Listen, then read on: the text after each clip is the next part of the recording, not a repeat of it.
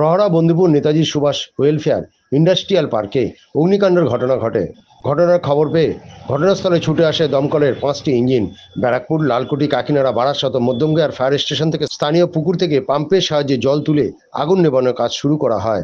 ঘটনার খবর পেয়ে ঘটনাস্থলে আসে রহরা থানার পুলিশ ও পাথুলিয়া গ্রাম পঞ্চায়েতের পঞ্চায়েত সদস্য সফিয়া রহমান। সংবাদ মাধ্যমের মুখোমুখি হয়ে সফিয়া রহমান জানান, পরপর 3টি কারখানা অগ্নিকাণ্ডের ঘটনা ঘটে এবং পুরোপুরি ভস্মীভূত হয়ে যায় 3টি কারখানা।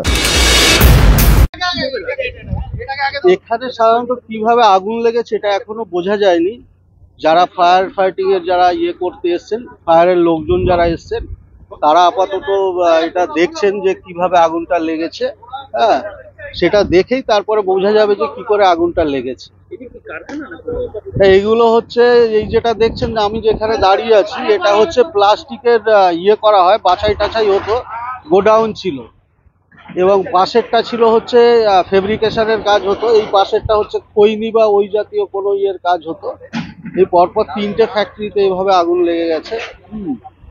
তো এখান থেকে আমাদের যারা ফায়ার ফাইটিং এ আছেন, তারা হচ্ছে ব্যারাকপুর আছে, কাকিনাড়া আছে, বারাসাত আছে, মধ্যমগ্রাম, 4টে স্টেশন থেকে এখানে ফায়ার ফাইটিং এর লোকজন এসছেন। আপাতত এখনো আগুন জ্বলছে, দেখছেন আপনারা।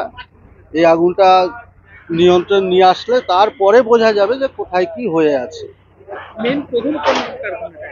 প্রথম যে কারখানাটা লাগে, যেটা আমরা যেখানটায় যে গেটে দাঁড়িয়ে আছি, এর ঠিক এই পাশেই কারখানাতে আগুন লেগেছিল।